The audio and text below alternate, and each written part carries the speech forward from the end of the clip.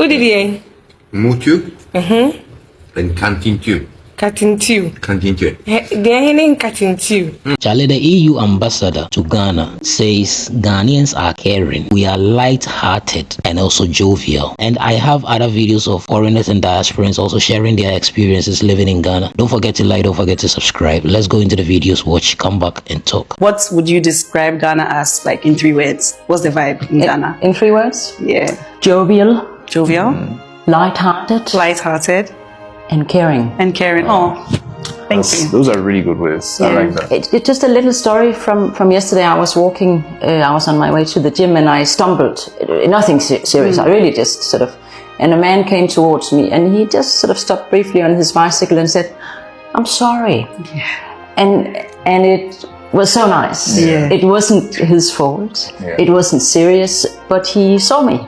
Yeah, and that, I think, says it all about Ghana.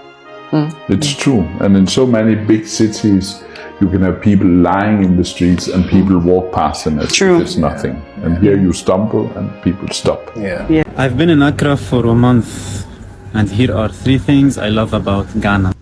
The greenery. There's a lot of greenery here. Trees everywhere. It's just amazing. People are friendly, they are humble, and they welcome you with a smile. And lastly, I would say how chill everyone is. Like, okay, I understand Africa time, but come on, I love.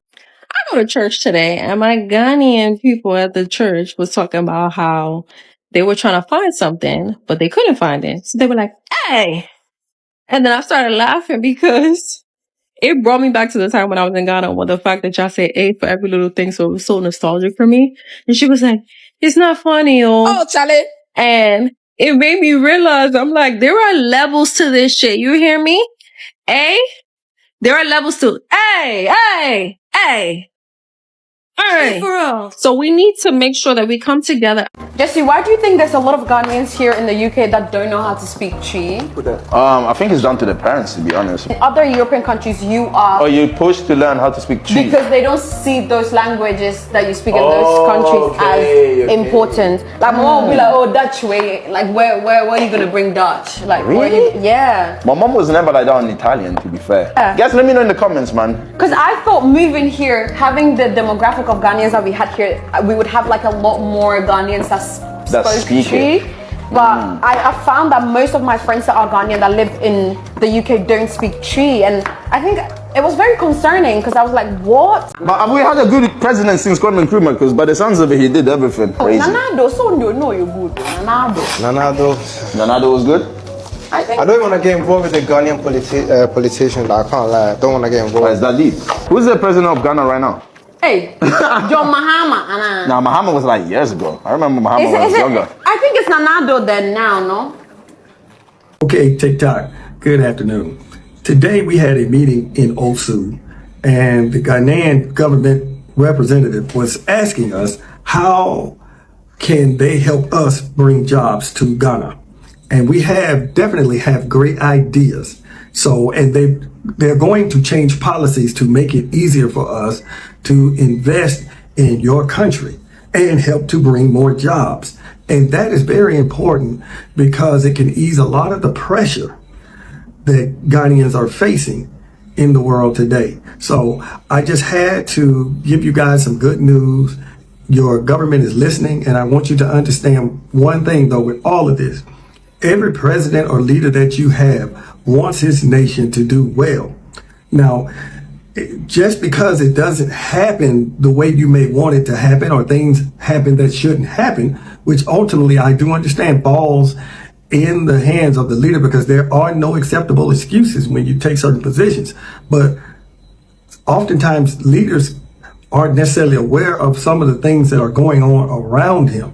But that is why it's important that you support your leaders so that the nation itself can do better. We've had presidents in the United States that didn't necessarily do the best thing because they were not necessarily aware of the type of people that were around them that were doing things for themselves. Okay, you guys have a good day. So, Ghana, this question has been on my mind for quite some time now. Correct me if I'm wrong, please. I beg. So, Sikana Idino, is it cities or cities? Which one is it? Because every time I come on this app, and I hear someone like maybe talking about food, you can get this for as low as 400 cities. Cities. Cities? Cities. And I'm in Amabo. Because like growing up, like I thought it was cities. Suddenly, cities. Which one is it? There are different types of crops you can do here in Ghana. You have cassava, and you have the regular cassava like fufu, banku, gari, ablema, and so on and so forth. And you have the industrial type cassava where they make beer from and they make starch from. And then you have the short-term crop, especially when it comes to December, January, and February, which is the dry season. And if you have a little bit of riverside, you can do peppers and okras and any of those short-term garden eggs and stuff. You make a money. If you have the patience, you can do coconuts, like a whole farm of coconut, but you have to have the patience for about 3 to 4 years for that to develop before you get some money. Or fruit trees, which is about the same length of time. All those things will give you a turnover. But if you have small land size, then best the short term, 3 months, little corn, little beans, those little short term things can make you some finance. You are coming to Ghana in December. From the airport, they will start saying Afishiapa. Don't go and be looking like, yeah, thank you. No. When they say Afishiapa, you also say Afin Kombetsuyen. Do you understand? Because you are confident. That's how these police people, they will realize that, hey, this girl, she came prepared. Do you understand? That's the vibe you want to go for. 2025, we are all coming prepared. Do you get? Okay. Okay, so I'm telling Alex about pidgin English, that is broken English. And I'm Indonesian. Yeah, so Alex is Indonesian, but he speaks Chinese as well. And we're in China. We just got to China. And he's telling me to teach him how to say, where are we going right now? Yeah. So in pidgin, it's Raidi, where we they go? Raidi, where we they go? And you were saying, are we there yet? Yeah. So that you say, we catch there already. We catch there already. Uh-huh. Do you like it? Where we they go? Where we they go? Where we speaking pidgin?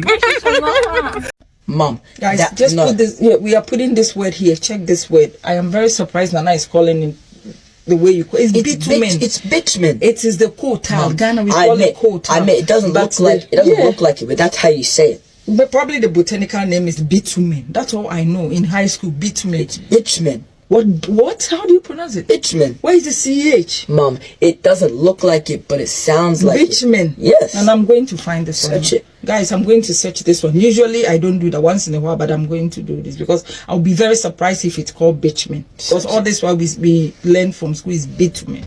It's bitumen. Okay. Okay, yeah, here. The pronunciation, yeah. Here. Now, guys, listen. Let's get closer. Listen to this. The British way. Bitumen. Yep. I told you, Mom. I told you, bitumen. In the British way. Again. British way. Bitumen. Bitumen. Now you can even go to the American. Go to the American. Let's try the American too. Maybe we pronounce it the American way. Bitumen. Mom, I told you, bitumen. Oh, this why we learn it in school as bitumen. Yes, Mom, it's bitumen. I told you. Well, this is Ghana English. To all of those people out there that are confused by me, that are saying, wait, Jimmy, what's wrong with her? Who are you? Every superhero is disliked by me. Let me tell you my origin story. When I was born, I was accidentally dropped into a big boiling pot of buffaloes. You know, the one they fried the buffaloes. Yes, they dropped me inside by accident. And then all of a sudden, Sezi buffaloes was born. Ghana has never been the same since. Hello, Remy. Hello. Hey, what are you eating this afternoon? Afternoon, I'm eating mutu and hunting too. Huh? And hunting too. What? Who did you? Mutu. And hunting too. Cutting too. Hunting too. They are in cutting too. That special is food from Ghana. Wow. It's soup and fish here. Tilapia. It's very nice. Do with my honey. Oh, okay. So this is Sunday special, right? Special lunch from Sunday. Okay. Hey y'all, welcome back to another video. As you may know, I moved to Ghana last November, and after moving here, I actually threw my first event. It was in April. It was quite the experience throwing my first event in Accra, especially after moving here and not really knowing a lot of people and not really having a lot of connections. I toured a bunch of venues to make sure that it was going to be the right space. I connected with businesses so that we could have sponsors and raffles, made sure that we had a good champagne sponsor, okay? Everybody that came in got a free glass of champagne. You may be thinking, that is so random. Why did you throw an event in Ghana? I'm actually the co-founder of a company called Tribe Meets, and we help people who have recently relocated find community. We've been having events in the DMV for years. So when I moved here, I was like, absolutely got to do it in Ghana because there's so many people who have relocated here. And this was the result. Look how amazing it turned out. So as you can see, it was a mixer. We had games, different ways for people to intentionally connect, food, music. People still ask me to this day, when is the next one? And I'm happy to say that it's coming very soon, so be on the lookout. Since moving to Ghana, the one thing I've been dying to experience was a real Ghanaian wedding. So when my neighbor mentioned that she had a friend getting married, I practically begged her to take me with her. And she did. I just wanted to see one in person, to see the differences and similarities, and to just learn about the culture. It started off beautifully with the children and bridesmaids walking in. Then the bride. It was very traditional with the exchanging of the vows and rings. The whole thing felt like a full church service. There was lots of prayers, communion, and tithing. The room was filled with so much joy, and everyone was celebrating. It was so beautiful to see how high the energy was. But then I spotted the wedding cake and was surprised to see that they did the cake cutting at the ceremony instead of the reception. After some more prayers and gifts to the newlyweds, the wedding was over. We spent some time with the bride and groom's family. Then me and my neighbor headed back on Trotro. Laps. I'm a sobolo seller. This is my sobolo and it's a banger. It go on keke. It slaps. This is how I make my sobolo. First you need loads of fresh spring water. Here are different spices I use. Calabash nutmeg, Ceylon pepper, paradise pepper, dried chili and cloves. Of course you need a good amount of ginger and some fresh pineapple. Then you use a very healthy amount of bissap or Ghanaian hibiscus and put everything to a boil. I then scoop out the sobolo and filter it. The residue I put back in and put more water and boil it again until I have enough, around 2 liters for meat. Now this is my concentrate. I mix it with pineapple juice 50-50, add some sugar to taste and shake it all up. And then I get this fluffy texture. Don't worry, my sobolo slaps and it doesn't break. It's very fluffy. I love sobolo. Honestly, these things that the wife of the EU ambassador said, honestly, is true. And just imagine the example that she gave. She just stumbled upon something a bit and a Ghanaian was saying sorry. You know, in our local language, we say kafra. And then like nipane puri na bibisa, but you just want to show care. And inti obeka say kafra and say kuse. You know, these are things that it's part of the culture. It has become part of us for a very long time. We are just used to it and we say it without even knowing that we are doing something so special. But people who are not from here, when you do it to them, they feel like, no, Charlie, these people, they are too different. Like Ghanaians and Kasa, our upbringing and the culture, and that's what makes us or sets us apart from all the other people in this world, you know, because Charlie, the culture is different. Like they be people come here and they are like Ghanaians, whenever they speak, they say please, please, please. A culture, no. Ewes will say mereuku, Akans will say mepacho, Gans will say oh fine. Like it is man at the end and it's not just one particular tribe, all the tribes. So Ghanaians dear Charlie, Subaine dear, Sanya different and people don't understand. They feel like but Charlie, this is how we are, this is who we are. You cannot take anything away from us.